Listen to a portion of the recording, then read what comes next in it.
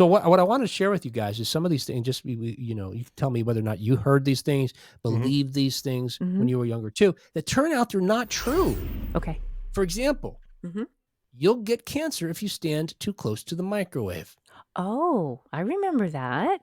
Yeah, something like that. Yeah, We're hearing something along those lines. Yeah. I think when I was a kid, we had one of the under counter microwaves or under cabinet, so Yeah. it was head level. Oh. So it was always don't stand near it while the popcorn is on. Oh no.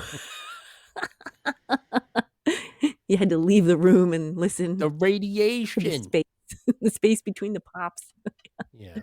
Yeah. So is that not true now? No, it turns out that the radiation exists on a spectrum, and the radio frequency radiation used by the microwaves is low energy and not harmful. Okay. There you go. There's no evidence that it poses a risk. And I always thought the little screen on the front with the little holes on it, behind the glass, was a Faraday shield. Protective. Yeah, that was a Faraday shield. They use those in all those sci-fi movies, John. Yeah, okay. Yeah, All right. yeah. All right, here's another one. If you shave your hair, it'll grow back thicker. Yes. I didn't Never hear heard that one? I have heard I that. didn't. Okay. Show me your legs, John. When I was a kid, I thought that was true too. I remember having a fine hair mustache even, and now look what I have. I mean, how'd that happen? Well, according to Gillette Venus, a razor cleanly cuts the hair, which results in blunt ends. And once the hair grows back, it might feel thicker because of the bluntness. I don't know about this. This one, visually, I've seen fine hair that gets shaved and then you see thicker hair. So what does that mean? I don't know. Right. Yeah. But in addition, according to this biologist, Kurt Sten, who studied hair for more than 30 years and wrote the book Hair, A Human History, and I've never heard a sadder story than that one. What a riveting career. Right. What do you do? Hair. Imagine this guy coming up on a dating app. Hey, can I look at your hair? You can only taste certain things on certain parts of your tongue. Absolutely. I remember hearing that or learning that. False. It is And false. I'm convinced it's true. Really? And I know it's true. I am convinced it's true, but not because I believe it. From empirical analysis, like I've taken salt and put it on a part of my tongue. Maybe that part is just dead from too much salt. I don't know what the problem was, but, but like I can only taste certain, like salty. Do you remember for sure? As kids, it was either it must have been in a book because we didn't have the internet. There was a diagram of the tongue. Yes. It showed salty on the It side, had the sweet regions. in the Yes. front. Yeah. Yeah. Right. It looked like you were carving up a cow. It had those little dotted lines. Yeah. Here's the flank steak part of your tongue. Here's the rump roast, right? It turns out it's wrong. Wow. That there's actually taste receptors all over your tongue, and they all pick up all the tastes. It's true that some are slightly more receptive to other tastes than other, but it's so different, insignificant as to not really make a difference. Subtle. Okay. But it's like the perception of color. No one can know what I taste but me. So maybe for me, there are regions that work, and for others there aren't. Right? Maybe, but is it because you were told that, and it's one of those psychological phenomena? Right, but I've tested it, but maybe my brain believes it's working. You tested it only because someone told you. Otherwise, what would you be testing? Yeah. John, is that your tongue that was used as the model for the picture of the diagram? Yeah, my tongue has those dashed lines on it. I had them The tattooed. lines on it? Right. Huh. All right. Convicted witches in the United States were burned at the stake. Wait, what? I missed what? In the John US, was going convicted blah, blah. witches were burned at the stake. I still missed it. I was talking. I'm sorry. Stop talking! Witches were burned at the stake. Oh. In the U.S. Oh. In Salem, Massachusetts. Yes. During the Salem witch trials. It's not true. Nope. Really? I know that they were crushed and they were drowned. There you And go. I always Now believed weren't that they even were drowned. burned at the stake. Okay. but- They were mostly hung. There's only one documented exception, and someone was crushed under stones. Yeah. Predominantly the guys. They were well. Oh. Well, Oh. Giles Corey was pressed under large stones. Wow.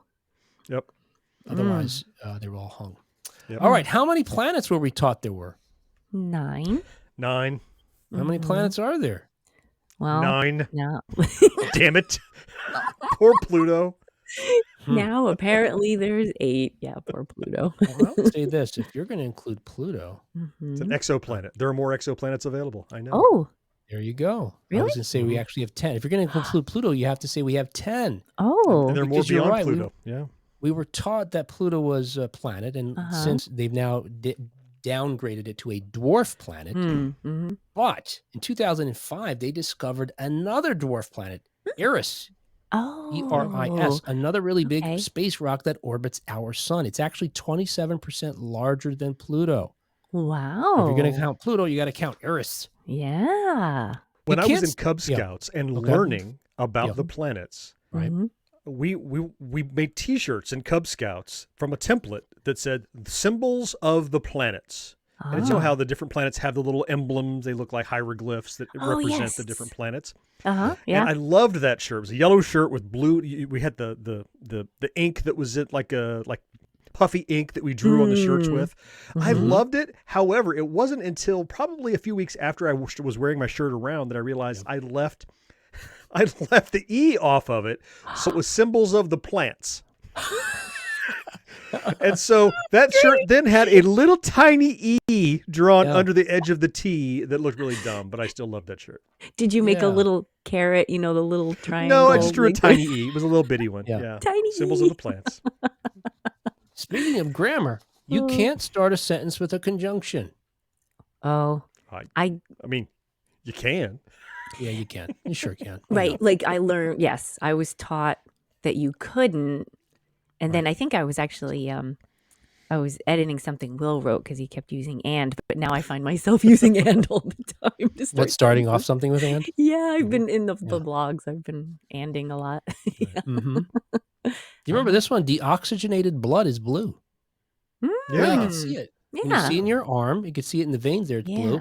Then when it hits the air, it turns red. Yeah, that's also a myth. Oh. Really, what you're seeing is the color of your veins. Okay. Blood's red. So it's always red. Okay. Yeah. Now, maybe lighter or darker depending on how much oxygen it has in it. But other than that, it's always red. Okay. Or Funyuns.